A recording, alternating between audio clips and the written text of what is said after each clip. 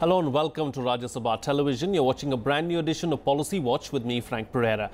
With the southwest monsoon season about to end in less than 3 weeks' time, the government's drought warning system predicts there could be a drought in 225 districts across 17 agriculturally important states of India, putting further strain on distressed agricultural sector. According to the government's National Agriculture and Drought Assessment System, the affected districts include large agricultural areas in the states of Maharashtra, Uttar Pradesh and Punjab, the three states that had announced farm loan waivers just months ago. These states are already struggling to pay the promised waivers and will find it harder to cope with any more distress in the farm sector. On this edition of Policy Watch, we will analyze how much of an impact the looming drought will have on the Indian economy. Joining me on the program today are Harish, Damodaran, Rural Affairs Editor, Indian Express, and Krishan Chaudhary, President, Bhartiya, Krishak, Samaj. Thank you to both my guests for joining me on Policy Watch today. Harish, Damodaran, I'd like to begin with you. Of course, what kind of an impact will the looming drought-like situation have on the Indian economy?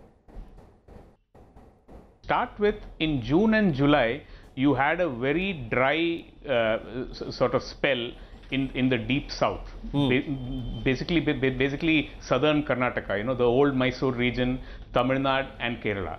There was hardly any rains, and there was a drought last year also in these areas, you know. So I think the drought worries were more in the south, whereas you had good rains actually in the rest of the country during June and July. So because of that, you had very good sowing. But then what has happened now the cause of concern is really since August. Since August, you have not had any rains at all in places like Madhya Pradesh, you know, Madhya Pradesh, Vidarbha and Uttar Pradesh. So on the one hand, this can have an impact on some of the kharif crops, particularly say soybean, and then pulses like, for example, urad, you know, urad and to some extent arhar, you know, so the impact will be more there. But I think the real impact is going to be in the coming Rabi. See, because Madhya Pradesh is a real swing state. You know, in Rabi they grow wheat, they grow chana, they grow masoor. And much of it is based on the conserved moisture, you know, basically, and the water tables because of the monsoon. Right. Here, what has happened is since August there have been no rains, and if you look at the reservoir level positions in Madhya Pradesh, you know, they are very bad. So I don't think Madhya Pradesh will be able to take a proper wheat crop this time. So according to me, this time the real concern is going to be Madhya Pradesh. What is going to happen in Madhya Pradesh? Like for example, in 2014-15, the concern was Maharashtra. Sure. Now we need to really take a look at Madhya Pradesh, you know, and farmers there have already gone through a lot of stress. We know what happened in Mandsaur and Ratlam and Neemach, that kind of a thing. So I think that we need to watch MP, Bundelkhand, the UP, this region, and we need to be more concerned about Rabi more than Kharif. You know, the Kharif, ultimately the crops are of very short duration. Like for example, soybean is about 90 to 100 day. Same is the case with urad. And probably because you had good rains in June and July, maybe I think we'll somehow scrape through this Kharif. You know. And on the other hand, there's been good rains in Gujarat, in Rajasthan. So I think the real worry is going to be Central India this time. Okay, fair enough. Let me bring in Krishan Chaudhary now into the picture. You know, how serious is the problem, Krishan Chaudhary? In the month of July and August, there was a shortfall in rains in South June, especially in North Karnataka. There was a lot of problem farmers were facing. I visited that complete 30 district of North Karnataka in the last of July and first week of August due to shortage of rainfall. And problems occur in Tamil Nadu also. But now, onwards, in September, now rains have started in North Karnataka, and from last weeks almost, in southern Karnataka, there is a complete, rain is there. This is the condition of. Sure. And in Maharashtra, now rain have started. But especially in North Karnataka, the last sowing crop completely ruined due to drought. Because there is no water available in North Karnataka. Still the drinking water is not available there freely. The farmer facing a lot of problems because there is no water crop can't be grown. Okay. Therefore, complete crop. Is the Kharif season going to be affected now, with what's happening? Is the Kharif season going to be affected? Kharif season, it will affect, especially in the southern zone, it will affect. And now, come to the Uttar Pradesh and Punjab, now the complete last 1 month, there was a shortfall in rain. And Harish was discussing about the Madhya Pradesh reservoir condition. Reservoir are not to fulfill complete desire for the need of the water. It's not fulfilled. Off and on, there is a rain is available when there is no need in the agriculture sector. And when there is a need of irrigation, then there is no rain. Yes, if we discuss about the total irrigation area, especially in the pulses, due to efforts being done by the Government of India policies, 20 lakh hectare increased irrigation area in agriculture sector. And now the complete about after the passing the budget, the Manregas, almost more than lakhs water bodies have been prepared, made by farmers and a different part in the rural areas. It's not sufficient. But efforts are being made. Efforts have been made, and especially the present Prime Minister is trying, especially in the water harvesting sector, micro irrigation and macro irrigation, both. He is trying to solve the problem. It's not easy to solve in a year. It's a long problem have been made by the old policies from last 3 decades. If we see what was going on in major and micro irrigation projects was not being prepared or not being done, and now very quickly, Uttar Pradesh Chief Minister started that old irrigation projects should be completed on war footing. This is the reality, because the importance of water is the must, because the government is promising that by 2022, farmers should get the double income.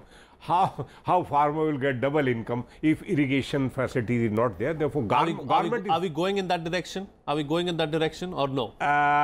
They have started in a proper way. They are trying to solve the problem. Efforts have started. Honestly. Yes, efforts have started. The process needs to be completed faster is what you're suggesting. Yes. Okay. Harish Damodaran, does this mean food inflation will continue to rise in the days to come because of this drought-like situation? No, I don't think so. I don't think there is going to be much of food inflation, because the main reason is there is not much trade, much availability of money with the trade, and governments overall and government will import. You know, I don't think there will be a food inflation problem. Maybe a few commodities here and there maybe an issue, but I don't foresee any return of food inflation or something. But I think wheat is something which we need to check very closely what is going to happen. Wheat is definitely a source of concern, and to some extent chana. But overall, I would say that this government's food management has been very good from the point of view of the consumer, you know, and if the trade doesn't have money to stock up, see like for example, you look at, for example, sugar. You know, there is a real physical shortage of the commodity in the markets today, but still you're not seeing prices really shooting up because I think traders are generally afraid, you know, and there is no money in the market. So I don't know whether that's good for the farmers, but definitely I think consumers have got a good deal under this government. As far as food inflation is concerned. Fair enough. What measures can the government then take? What additional measures can be taken to to help the farmers out at a time like this when there are floods in certain parts of the country and looming drought in certain other parts? You are raising the point of escalation in the prices. No, it's not, because pulses. Production is it has come up to the need of the country, and Harish was asking for the sugar production. I can promise to the country that sugar production is very well going on, especially Uttar Pradesh is sufficient to fulfill the requirement of sugar. Yeah, price increasing, it's a artificial strategy being used by traders or industry. That's one point. But as per the need of the country, production will be 40 lakh metric ton is available in stock, and it will be 250 lakh metric ton sugar will be produced in the current season. There is no problem at all. And I can say the Maharashtra and Karnataka were facing some drought problems, and there's a problem about 10 to 12% in the production. But in UP, it is sufficient to fulfill the requirement itself now this year. This is the condition. And wheat is having by the farmers, and they are not getting even the 1500 rupees per quintal. They are not getting the price in the open market. There is no shortfall of paddy, there is no shortage in wheat, no shortage in pulses. Farmer, even they are selling their pulses, the arhar, tur, moong, urad, minimum support price of 5,050 rupees, they are selling at 3,500, 3,400, 3,600. Even they are not getting the minimum support price. This is the strategy adopted. So we won't see dal going to 200, 220 rupees a kilo again. There's no need. I am telling you frankly what's going on in the market, how much farmer is getting the price. It's not good. Because next season farmer will not grow, then you will import and you will sell it at higher prices. It's not good. I ask and I request to the government through our program that minimum support price should be bare. I'm not asking that they have to pay separately, but it should make the compulsion in the country that nobody can buy. Minimum support price should be paid to the farming community. Okay, fair enough. All right. On that note, then, I'll have to call it a wrap on this segment of Policy Watch. I'd like to thank both my guests, Harish Damodaran and Krishan Chaudhary, for joining me on the program and sharing your views on this subject. It's time for a short break now. On the other side, we'll analyze the latest IIP and inflation figures. Stay tuned. We'll be right back.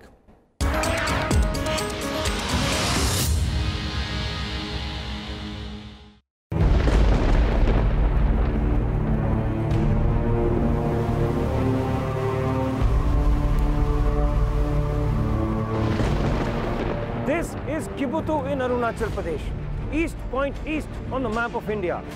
Kibutu is dangerously close to the Chinese pressure point. We see first-hand and unseen areas of sand dunes and see how BSF is guarding this difficult territory along the Indo-Pak borderline.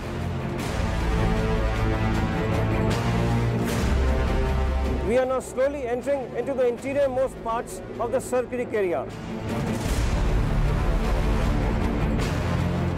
Indo-Tibetan Border Police Force justifies its word of this thing. Watch super exclusive episodes of National Security Series only on Rajya Sabha television.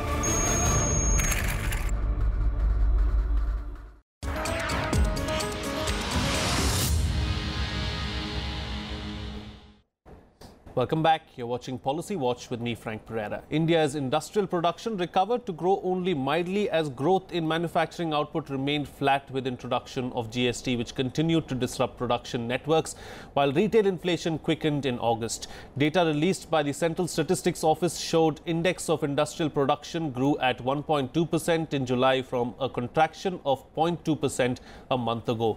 Mining and electricity sectors, however, grew at robust 4.8% and 6.5% respectively in July.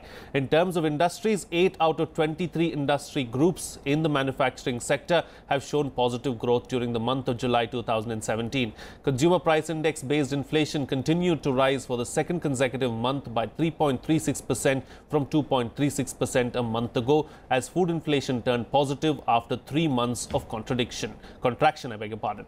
Now, in our next segment, we will analyze the data on the IIP and CPI-based inflation. Joining me on the program now are SP Sharma, Chief Economist, PhD CCI, and KA Badrinath, Policy Editor, Financial Chronicle. Thank you, gentlemen, for joining me on Policy Watch. SP Sharma, I'd like to begin with you. What does this data tell us, really?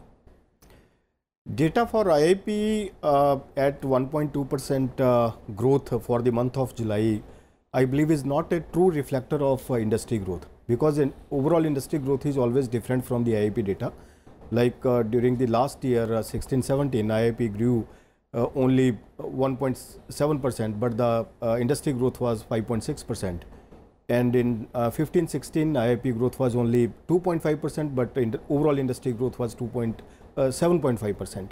So IIP is not a true reflector of the industry growth, overall manufacturing activity and all the activities in the industry segment, because IIP is based on the totally registered manufacturing and electricity and mining. Because there are a lot of, at around 93% MSMEs are in the unregistered category. So that data are not captured. So that's why I believe that is not the true reflector.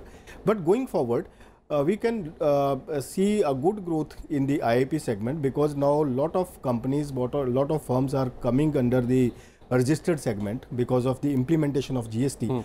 So we can look forward a good growth in the coming times in the IIP segment, as more and more companies will join the registered segment. But during the past, the data was not a true reflector. That's why the lot of volatility was also there. Sometimes IIP grew at 5-6% or sometimes in the negative trajectory. So for the sentiments, for the industry segment sentiments, the indicator is not that much useful or beneficial to know about the sentiments of overall business. Sure. Yes. Sure. Okay, Badrinath, does the GST have any bearing at all on these figures? Yeah, definitely. As Dr. Sharma was saying, the GST definitely would have a short-term impact on manufacturing, the power generation, as well as mining. These are the three components, major components that go into the index, computation. So the point here is that if you say that, okay, your manufacturing is just 0.6% or so, then what does it mean? It does mean that your manufacturing has slowed down for a while, but at the same time, if GST has just been introduced in 1 month, there must have been that, they're just clearing up the stock, they're restocking their products, and maybe the consumer demand is slowly picking up.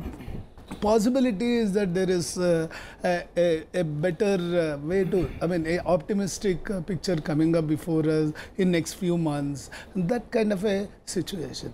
On the issue of, does IIP reflect the true picture of, manufacturing or not, industrial growth or not, there are 2-3 things. One, the base year has been changed to 2012. And also more and more products have been brought and more industrial groups have been brought under the IIP. Henceforth, when you compare it before, then the few years back only this change happened, and henceforth my suspicion is now the IIP is more comprehensive relatively when you compare to the earlier series. But there is a lot of gaps. These gaps could still be plugged. Yeah. With GST coming in, as Dr. Sharma says, that a lot of small, medium, micro enterprises get captured, and their products, services, everything gets picked up. Sure. Henceforth, it's more comprehensive after the GST and also revision of the series, and there could be more refining, and it could be much better. Okay. So things are going to change in the days to come, and we're going to see a positive impact. How soon can you see the positive impact of GST? Not in the short term, but in the medium to long term. We look forward for the fourth quarter that there will be a good reflection of the GST implementation in the IIP numbers and overall industrial growth and overall economic growth also. We expect a good recovery in the coming quarters. Does this also mean, another aspect of it is that the RBI is not going to cut repo rates going forward, looking at these figures? Yes, they have cut down 25 basis point only on the basis of inflation numbers were in the much lower trajectory, but inflation has started again picking up, so that's why we are not expecting any much relief in the policy rates in the coming times. But we look forward, if inflation remains under control, below 4% in the CPI segment, then one can expect a 25 basis point cut in the repo rate in the coming policy review. Does the RBI have elbow room to push for that? Yeah. Okay. Yes. The industry is suggesting that the elbow room indeed is there. But yes, Badrinath, do you think that it's a possibility? See, the inflation growth that we are talking about right now, both at the retail level as well as at the whole price level, is limited to a few products, especially the vegetables, fruits, and the consumables, day-to-day consumables and eatables. Overall core inflation still seems to be within the manageable limits of about 4% plus or 2% give and take, which is the objective set by the Reserve Bank of India for the entire financial year. So point here is that you want to do it, you don't want to do it, is an issue which has to be taken as a consensus decision, has to be taken by now a multi-member body is there. It's not the Reserve Bank governor's prerogative anymore. There's a multi-member body which would like to debate on it for 2 days and then see what is in store for the economy. My suspicion is that given that the growth sentiment is limited, right now weak, and I also believe that worst for the economy is over. Now there is only going to be a pickup from now. Okay. If this pickup has to hasten up, my suspicion is there is nothing that would stop RBI from reducing the interest rate, perk up the demand for goods and services in the economy, and perhaps head towards the 7% growth that the RBI has recently set as a possibility. My suspicion is that is a possibility. Sure, but would you concede then, but food inflation and manufacturing are still areas of concern for us? Yes, food inflation, yes, for the simple reason, but thankfully this time we have a lot of bountiful monsoon, and there is no concern on that front, and so the amount of influx of vegetables and fruits into the market will be much more now in the next few months. So there's slightly likely that there is going to be a moderation in the prices of fruits and vegetables. If that is the case, my guess is that there would be a case made out for reduction in the the interest rates. But you never know how the no two economists agree on anything. Sure. So sure.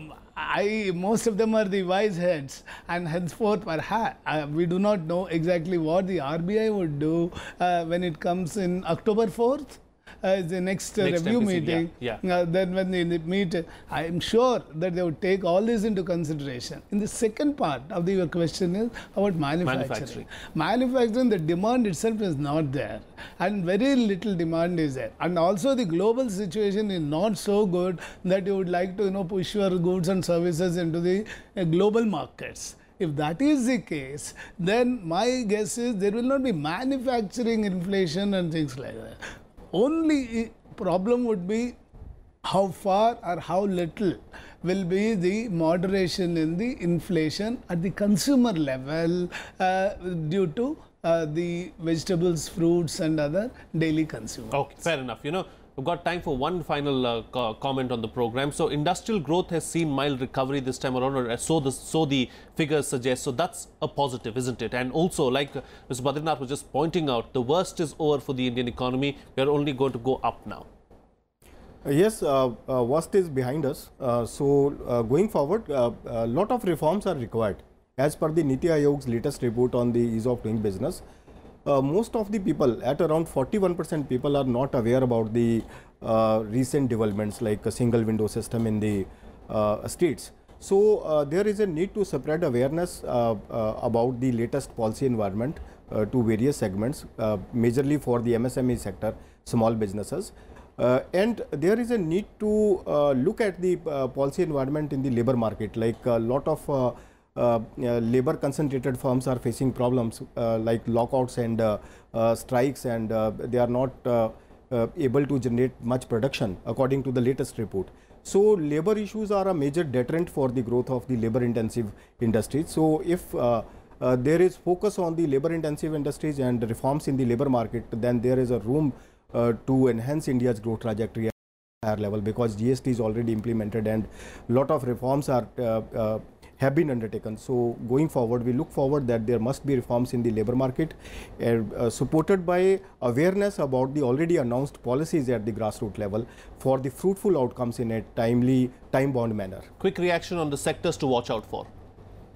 Sectors, we look forward a good growth in the infrastructure sector, because infrastructure is a major ingredient and government is doing a lot in the infrastructure, like they are announcing bullet train in the coming times. So infrastructure will be a major segment to look for the growth trajectory. And also there are sectors, pharmaceutical sector is also very good for the economy, because we have a lot of scope for the exports in the African markets and the Latin American countries. Sure. And textile sector is a major strength of India's economy. So sector is very lucrative if supported by a good and conducive policy environment. Okay. So these are the sectors which are going to help India's economy to put its feet in the high growth trajectory. Okay, quick closing comment from you. Yeah. Here the government has been on track vis-a-vis reforms. Otherwise, they would not have come this far. My guess is, unless, and also it has front-ended the expenditure. Public expenses have, gone up in a big way. So if that is the case, it is for the industry to seize the opportunity and to join the bandwagon and go ahead with manufacturing, getting ahead of, most of the industries are trying to hold on to investment. They are not making their investment. They are trying to sit pretty on their investment. That should not be there. That apprehension should go within the industry. Then perhaps we will have better days. Okay, fine. On that note, then we'll call it a wrap on this edition of Policy Watch. Thank you, SP Sharma and K. Badrinath, for joining me on the program and putting things into perspective for us. That's all the time we have today. See you again next time.